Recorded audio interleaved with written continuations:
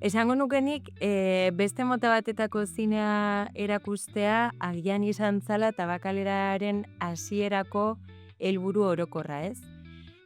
Orain dela 4 urte gutxi gora bera, ni hasi nintzen zinea programatzen eta sentsazioa ematen dit programatu deten urte hauetan jo naizela pixka bat hiru programazio hildo definitzen, ez?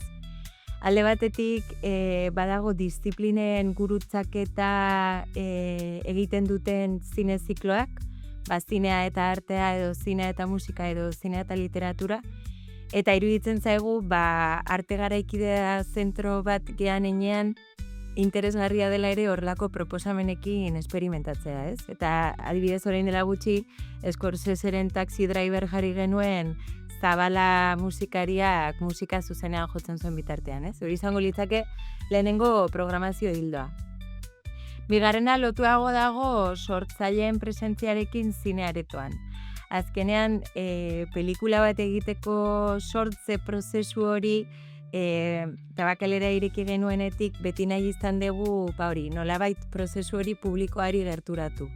Eta horretarako azken urtetan zine zuzendaria gonbidatzen ditugu aretora, ez bakarrik prozesu horiei buruz hitz egitera, baizik eta baita materiala erakustera, ez? Eta hori, niri beti iruditzen zait oso momentu edo oso material esklusibora nolabait daukazula sarbidea saio hietara bazatuz, ez? Ze zuzendariak erakusten dute agian aktorei egindako kastina, edo aktorekin egindako ensaioak, edo apatean estena baten plan de rodaje, ez? Normalean ez daukazu material horiei nola material horiek ikusteko aukera, eta saio horietan horrelako materialak erakusten dira, ez? Eta hirugarren lan hildoa edo programazio hildoa bai dagoela lotuago zuk esaten duzun, beste zine mota bat, ez? Edo zine komertzialetatik kanpo gelditzen dena. Zentzu horretan, gaur bertan ikusiko dugu adibidez Gabriela Zorinen Anoche Conquisté Tebas pelikula, eta bestalde ere zine garaikide hainbeste ikusten ez den horretan programatzen ditugu baita aktibo dauden zuzendarien atzera begirakoak. Adibidez, da honetan Aira Sachs izeneko zuzendari estatubatuarrari egingo diogu atzera begirakoa. Eta pixka bat, programazio hildo hauek zeharkatzen dituen beste helburu garrantzitsu bat azken urtetan Tabakalerarentzat izan da, programatzeko garaian, programatzen duenen artean ere aniztasuna egon dadin, ez? Eta horregatik besteak beste Gazteak Zinean izeneko proiektua. Ez nik bakarrik programatzeko zinearetoa, baizik eta pertsona ezberdinek elkarrekin programatu dezagun zinearetoa.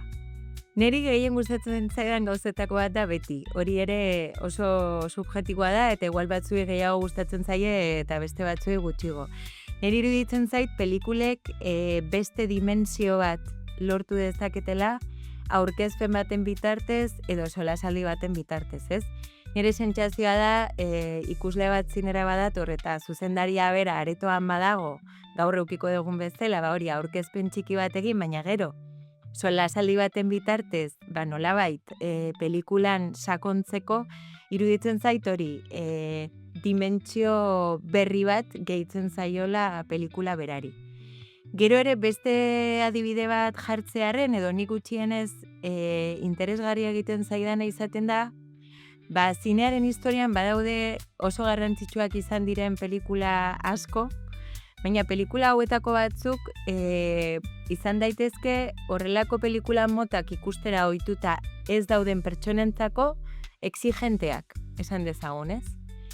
Eta ordan neri oso polita egiten zaitere nolabait aurkezpen baten bitartez mediadore lana egiten dezunean pelikula horren eta ikuslearen arteko esperientzia horretan, ez? Ez didaktismo batetik, baina igual ez ezer gertatzen aurkezpenean bertan esateagatik. Batzuei nahiko pelikula exigentea iruditzen zaie, ez? Eta horrek uste posibilizatzen duela zailagoa izan daitekeen esperientzia bat ere ikusleek exigentzia hori gabe bizializateko, ez? Eta gero azkenik igual komentatu nahiko nuke ere, azken aldian martxan jarri dugun proiektua izan da Goizeko Zinea Tabakaleran, Donostin normalean goizean zinemaldian bakarrik ikus daitekez, niri asko gustatzen zaidan ordutegi bat da.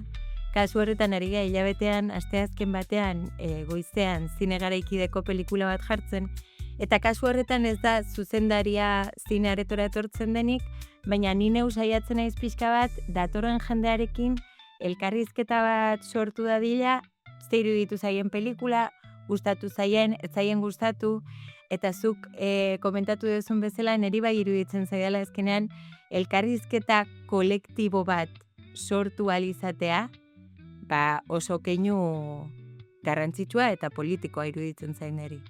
Neri iruditzen zait ikuslei gustatzen zaiela orokorrean proiekzioak aurkezpen eta solasaldiekin izan daitezen.